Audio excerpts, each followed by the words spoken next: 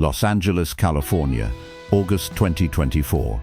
Frances Bean Cobain stood in a climate-controlled storage facility in Los Angeles, holding a small brass key that had been waiting in a safety deposit box for 3 decades. She was 32 years old, exactly twice the age her father Kurt Cobain had been when Nirvana released Nevermind and changed music history. In front of her sat a battered black guitar case with tarnished metal latches and faded stickers from tours that happened before she could form memories. The case contained her father's Martin D18E acoustic guitar, the instrument he'd played during MTV Unplugged in November 1993, 5 months before his death. Frances had inherited the guitar when she turned 18 in 2010, but she'd never opened the case, never looked inside, never confronted whatever emotions and memories the instrument would trigger. For 14 years, the locked case had sat in storage, a piece of her father she wasn't ready to face.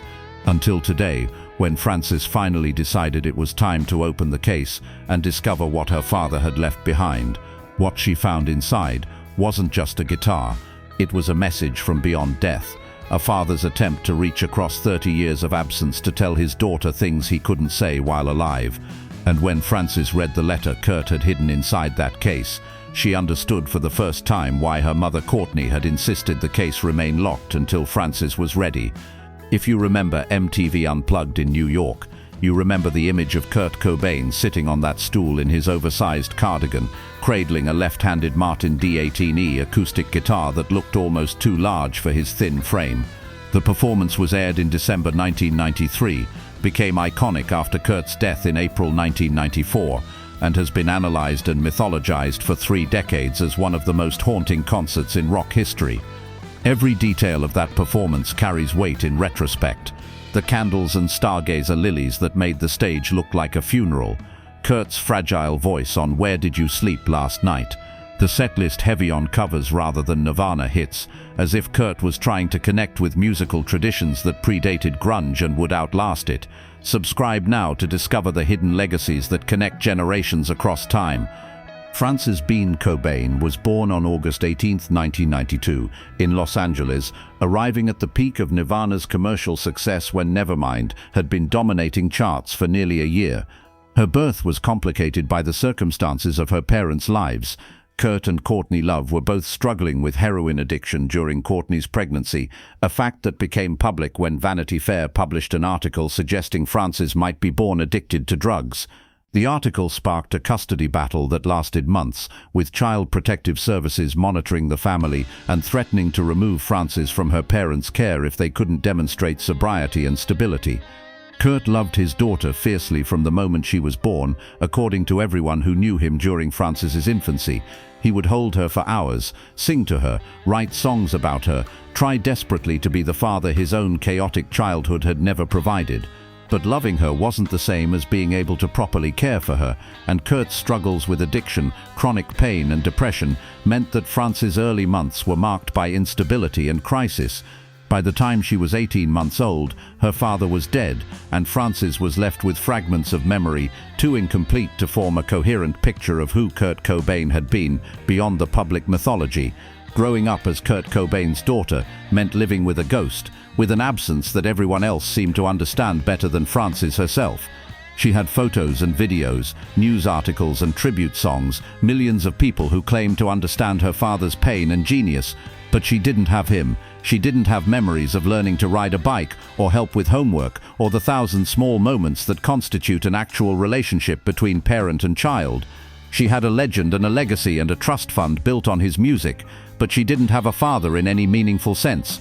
Frances spent her childhood and adolescence carefully managing her relationship with Kurt's memory and with the public's expectations of what it meant to be his daughter.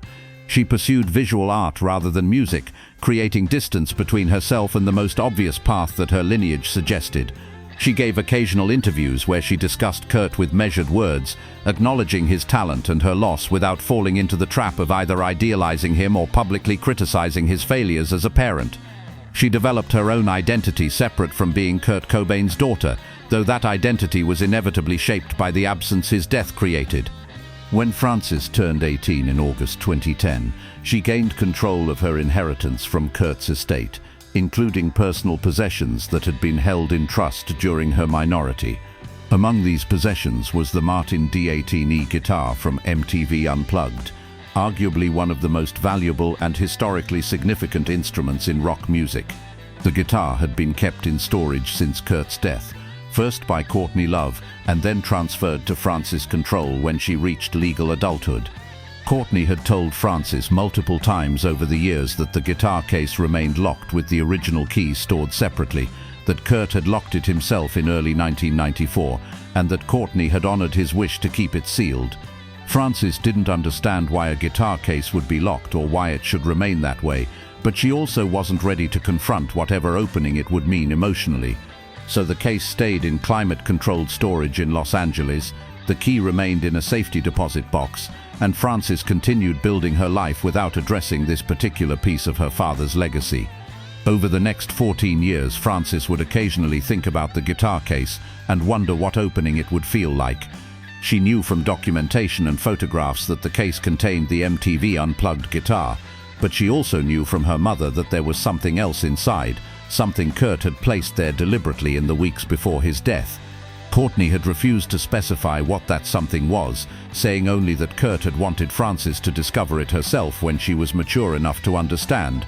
Frances went through therapy throughout her 20s, working to process the complicated grief of losing a parent you barely knew, of being defined by a relationship you couldn't remember, of carrying a famous name without having the actual person that name represented. Her therapist encouraged her to eventually confront the guitar case, to open it and face whatever emotions and memories it contained, but Frances resisted for years.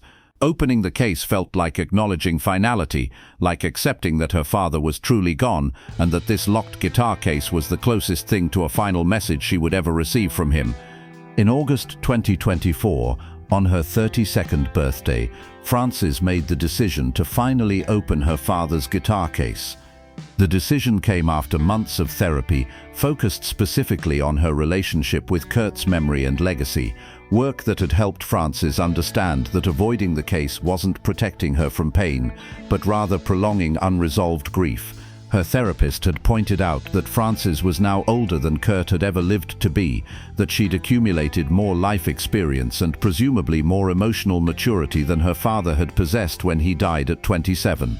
Perhaps now at 32, Frances was finally ready to receive whatever message her father had left inside that locked case.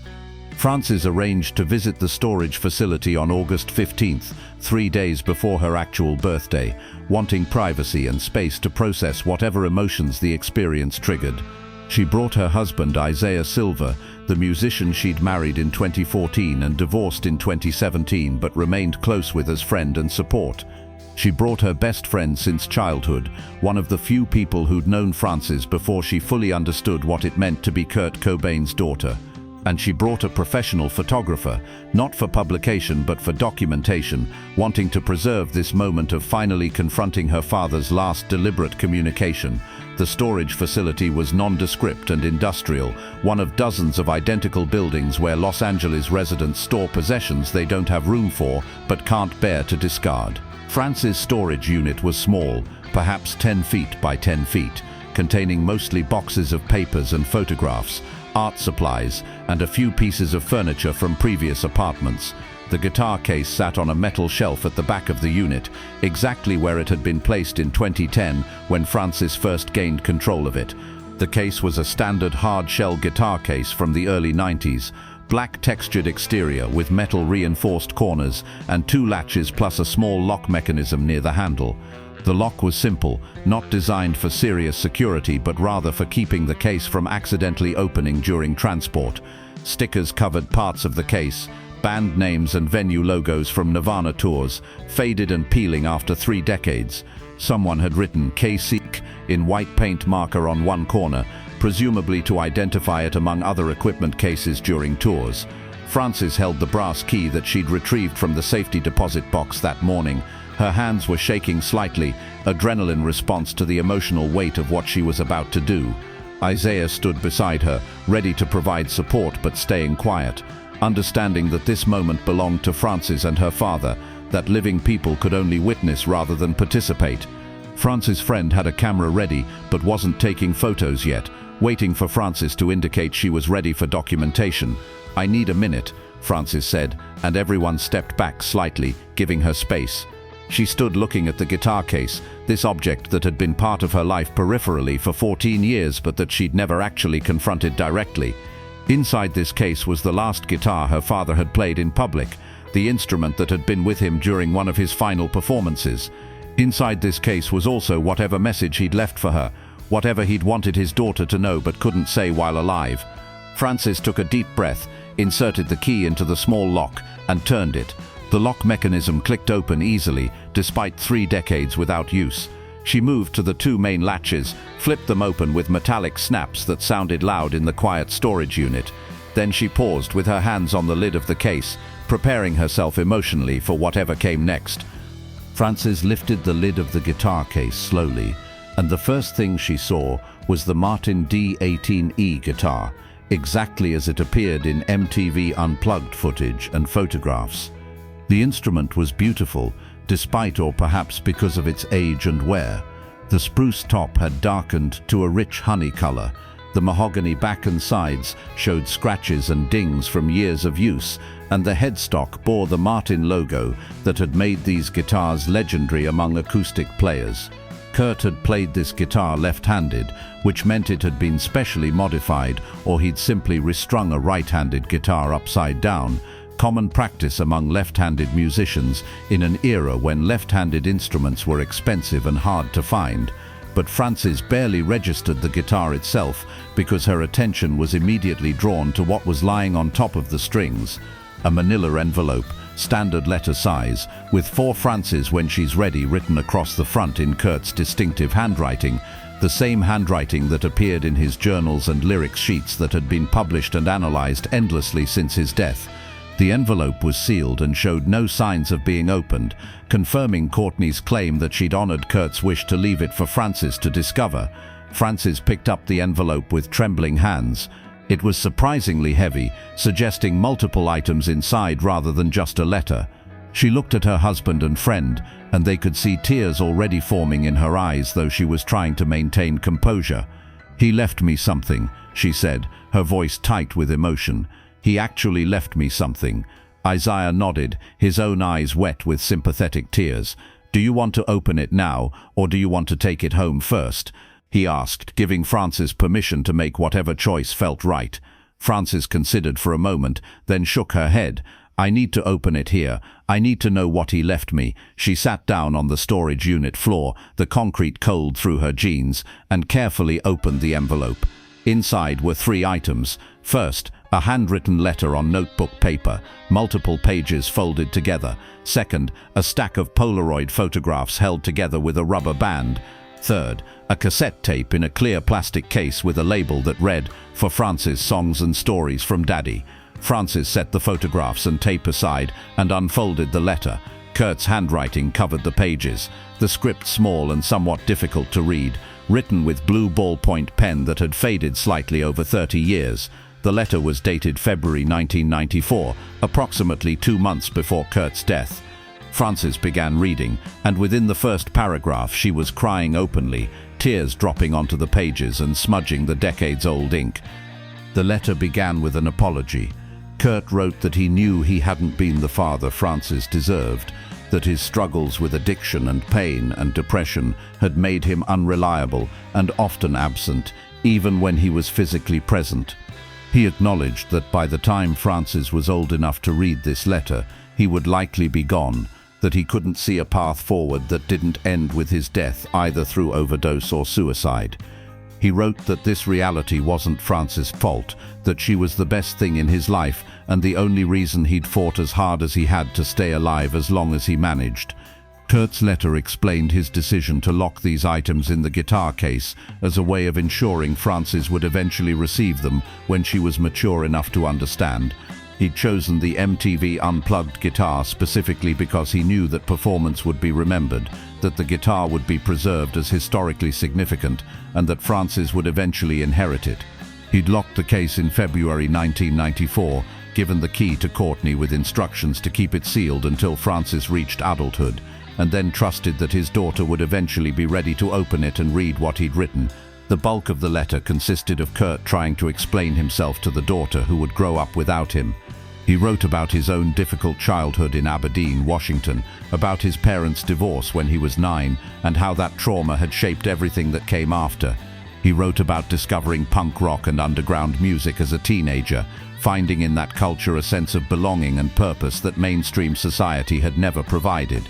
He wrote about forming Nirvana with Chris Novoselic, about the years of playing small clubs and barely scraping by, about the genuine shock when Nevermind exploded and turned them into the biggest band in the world seemingly overnight. Kurt wrote honestly about his struggles with fame, about how success felt like betrayal of the punk ethics he'd built his identity around, about the pressure to constantly produce and perform when he felt empty and exhausted. He wrote about his chronic stomach pain, the mysterious condition that doctors couldn't adequately diagnose or treat, and how that physical suffering had led him to heroin initially as pain management before it became addiction he couldn't escape. He didn't excuse these choices, but tried to help Francis understand the context, the desperation and suffering that had driven him towards substances he knew were destroying him. Most importantly, Kurt wrote about his love for Francis and his terror that his problems would damage her. He wrote that watching her grow, even in her first months of life, had been simultaneously the most beautiful and most painful experience he'd had. Beautiful because she represented innocence and possibility, painful because he understood that his own darkness would inevitably touch her life. He wrote that if he could choose, he would stay alive to be her father properly, to protect her and guide her and give her the stable, loving parent he'd never had. But he also wrote that he couldn't see how to do that given how broken he felt, how exhausted, how incapable of being what anyone needed him to be. The letter's final section addressed Francis's future, the life Kurt wouldn't be present for but hoped would be good despite his absence. He encouraged her to pursue whatever brought her joy, regardless of expectations others might have about Kurt Cobain's daughter. He told her that she didn't owe the world anything, didn't have to carry his legacy, or defend his memory, or be anyone except herself. He wrote that he hoped she'd remember him as someone who loved her completely, even if he'd failed to express that love adequately, someone who'd tried his best even when his best wasn't sufficient. Kurt ended the letter with 3 sentences that Francis would replay in her mind for the rest of her life. "You are not responsible for saving me. You are not responsible for my choices. You are only responsible for being Francis, and that will always be enough." After reading the letter twice, crying through both readings, Francis set the pages carefully aside and picked up the stack of Polaroid photographs. There were approximately 20 photos taken during Francis's first year of life between August 1992 and August 1993. The Polaroids had faded as old instant film does, colors shifting toward yellow and magenta, but the images were still clear enough to see details. The photographs showed moments of ordinary domesticity that Francis had never seen documented before. Kurt holding infant Francis in a hospital room, presumably shortly after her birth, his face showing a combination of wonder and terror that new parents universally experience. Kurt feeding Francis a bottle while sitting on a couch, his attention completely focused on his daughter, everything else forgotten. Kurt asleep in bed with Francis sleeping on his chest, both of them peaceful in a way that contradicted everything Francis knew about her father's tormented final years. Several photographs showed Kurt playing guitar for Francis, the same Martin D18E that now lay in the case beside these photos. In one image, Kurt held the guitar while Francis sat in a bouncer chair facing him, her tiny hand reaching toward the strings.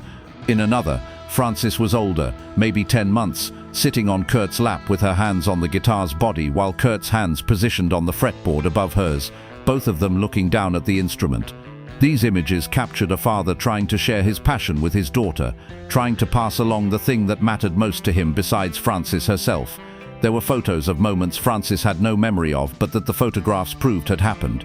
Kurt pushing Francis in a swing at a park, both of them caught mid-motion with expressions of joy. Kurt reading a picture book to Francis, pointing at something on the page while Francis looked on with infant attention. Kurt and Francis on a beach somewhere, Kurt holding Francis up so her feet touched the water while waves crashed around them.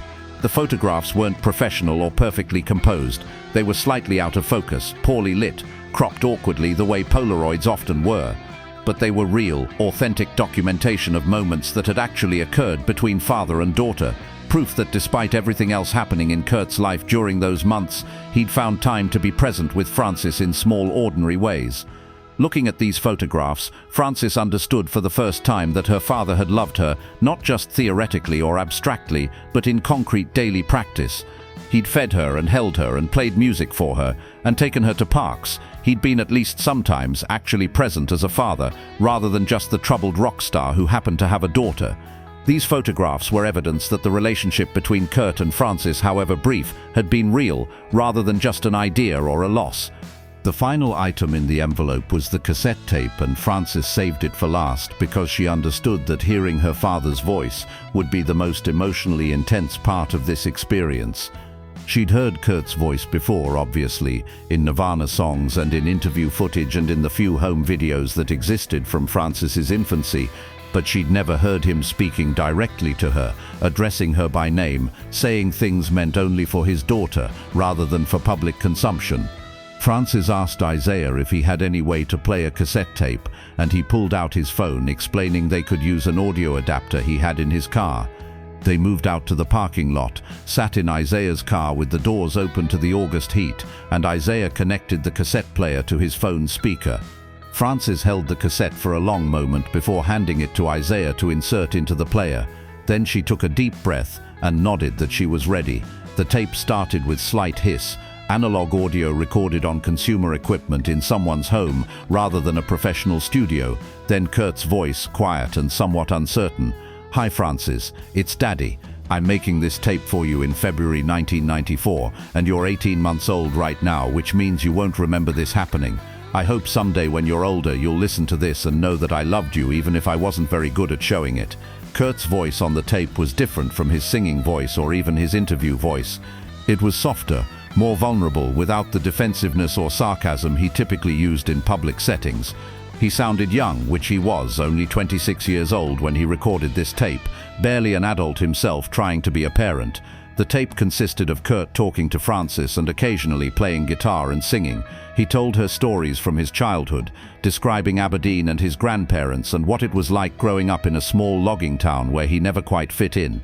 He talked about discovering music, about how the first time he heard punk rock it felt like finding the language he'd been searching for, without knowing it existed. He talked about forming Nirvana, about the early days of playing shows for small crowds who didn't care, about the satisfaction of making music with friends, even when nobody was paying attention. Between stories, Kurt would play songs on the Martin D18E. Some were Nirvana songs in acoustic versions that had never been recorded officially. Some were covers of artists Kurt loved, folk songs and punk songs and classic rock deep cuts. And some were songs Kurt said he'd written specifically for Frances, simple melodies with lyrics about fathers and daughters and love that survives absence. These songs had never been heard by anyone except possibly Courtney, had never been recorded except on this cassette made for an infant daughter who wouldn't understand them for decades. The most devastating moment on the tape came near the end, when Kurt's voice became quieter and more serious. "Frances, by the time you hear this, I'll probably be gone. I'm sorry about that. I'm sorry you'll grow up without a dad. I'm sorry I couldn't beat the things that were beating me. But I need you to know that leaving you wasn't what I wanted. You were the reason I tried to stay as long as I did. You were the only good thing that made sense in a world that had stopped making sense.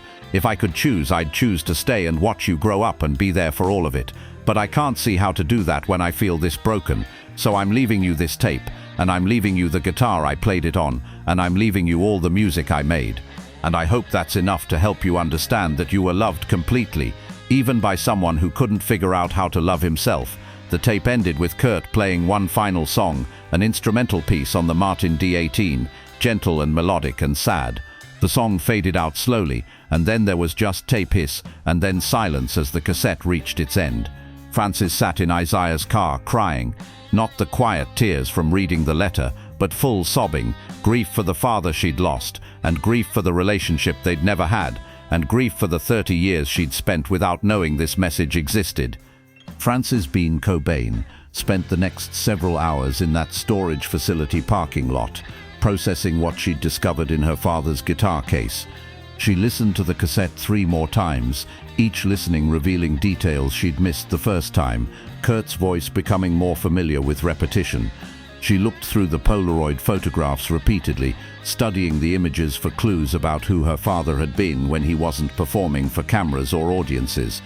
She reread the letter, finding new layers of meaning in Kurt's carefully chosen words. What Frances came to understand that afternoon was that her father had genuinely loved her, had tried within his limited capacity to be present for her, had thought about her future even as he was planning to end his own life. The locked guitar case wasn't just a container for a valuable instrument. It was a time capsule, a message sent across 30 years from a struggling 26-year-old man to the daughter he'd never see grow up. It was Kurt's attempt to give Frances something he'd never had himself, evidence of a parent's unconditional love, proof that she mattered enough for someone to think carefully about what she would need to hear decades later. Frances also understood that this message couldn't have reached her any earlier than it did. If she'd opened the guitar case at 18 when she first inherited it, she wouldn't have had the emotional maturity or life experience to fully process what Kurt was telling her. At 18, she might have focused on his apologies and his acknowledgement of failure, might have felt abandoned or angry, or confirmed in whatever negative narratives she'd constructed about her absent father.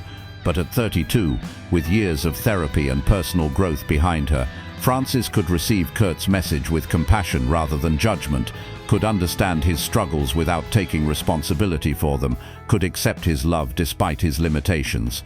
The letter's final lines, "You are not responsible for saving me. You are not responsible for my choices. You are only responsible for being Frances, and that will always be enough," gave Frances permission she hadn't realized she needed. Permission to not carry her father's legacy as a burden, permission to not define herself primarily as Kurt Cobain's daughter, permission to be her own person with her own life, connected to but not consumed by the tragedy that ended her father's life before she was old enough to remember him. Frances eventually removed the Martin D18E guitar from its case for the first time in 30 years. She held the instrument carefully, aware that this was the same guitar her father had held, the same strings he'd pressed, the same wood that had resonated with his voice during MTV Unplugged. The guitar was more than just a valuable artifact.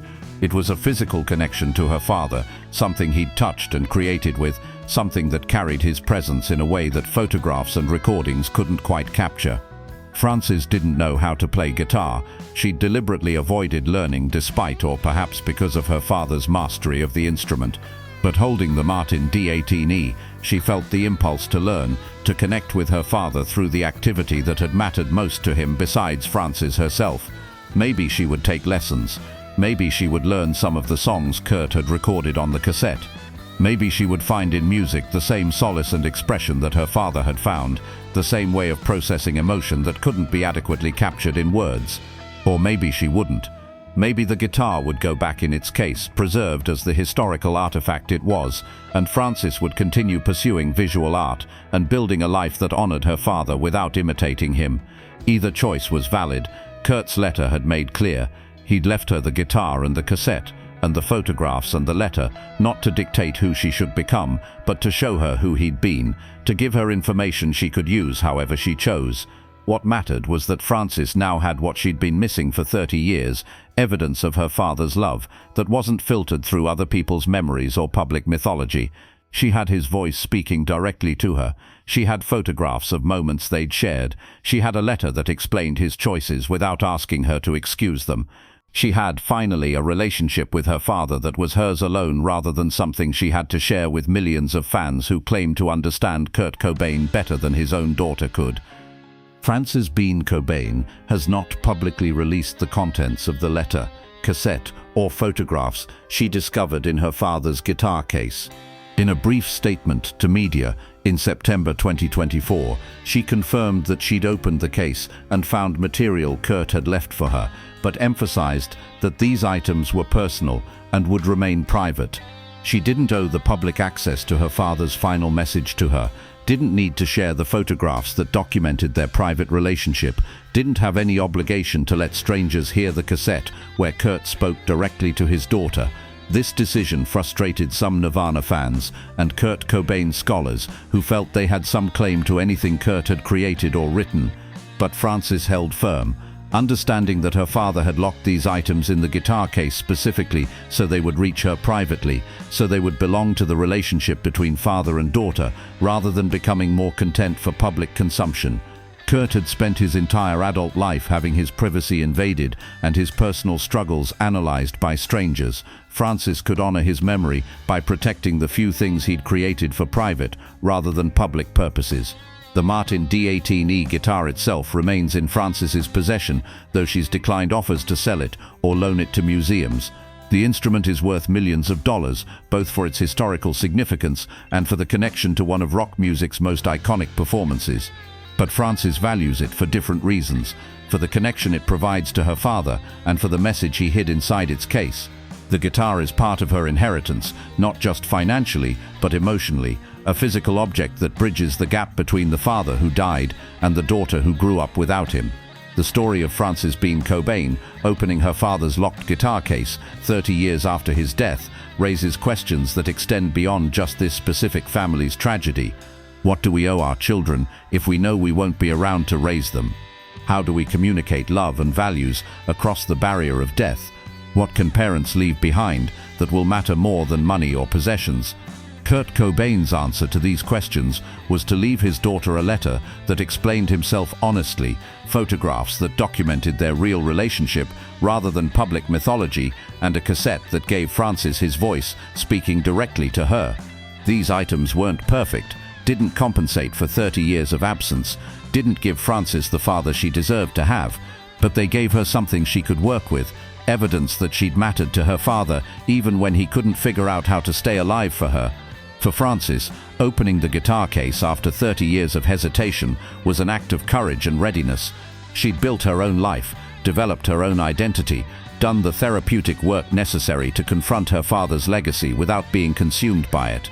The message Kurt left for her could only be received because Frances had made herself ready to receive it, had reached a point of maturity where she could accept his love without excusing his failures, could understand his struggles without taking responsibility for them. The locked guitar case, sitting in storage for 14 years after Francis inherited it, represents the time it takes to be ready for certain truths. Some messages can't be delivered until the recipient is prepared to hear them. Some grief can't be processed until enough time has passed and enough healing has occurred. Some relationships with the dead can only be completed when the living have accumulated enough life experience to meet the dead as equals rather than as children seeking parents who can't be there. The truth about what Frances Bean Cobain found in her father's locked guitar case is that she found evidence of love that transcended death and absence. She found a father's attempt to reach across 30 years to tell his daughter things he couldn't say while alive. She found photographs that proved their relationship had been real, had included ordinary moments of connection that nobody else witnessed or remembered. She found a voice speaking directly to her, explaining and apologizing and loving without the filter of public performance or media interpretation. What was inside that locked guitar case wasn't just a valuable instrument or historical artifact. It was an inheritance that mattered more than money, more than fame, more than any material possession Kurt could have left behind. It was the gift of knowing that despite everything, despite his struggles and failures and ultimate inability to survive his own darkness, Kurt Cobain had loved his daughter enough to think carefully about what she would need to hear someday when she was ready to listen. Frances waited 30 years to open that case, waited until she was mature enough and stable enough and healed enough to confront what it contained. And when she finally opened it, she found what she'd been missing her entire life, a relationship with her father that belonged to her rather than to the world. Evidence that she'd mattered to him not just theoretically but concretely. Proof that love can persist across the barrier of death if someone cares enough to leave the right message in the right way. This is what was inside Kurt Cobain's locked guitar case, waiting 3 decades to be discovered by the daughter who needed to be ready before she could receive it. A letter, photographs, a cassette tape, and the message that runs through all of it: you were loved, you are not responsible for my failures, and being yourself will always be enough. That message was worth the 30-year wait, worth the courage it took to finally turn the key and lift the lid and confront the ghost of a father Frances barely remembered but had carried with her every day of her life. The Martin D18E guitar that witnessed Kurt Cobain's final public performance now carries an additional significance. It's not just the instrument from MTV Unplugged anymore. It's the container that preserved a father's love letter to his daughter, the vessel that carried Kurt's voice across 30 years of silence, the bridge between Kurt Cobain, the troubled rock star, and Kurt Cobain, the father who tried his best even when his best wasn't enough. And that's a legacy that matters more than any song he ever wrote or any album he ever recorded, a legacy that belongs to Frances alone and that will shape her understanding of her father for the rest of her life. Claude can make mistakes. Please double-check responses.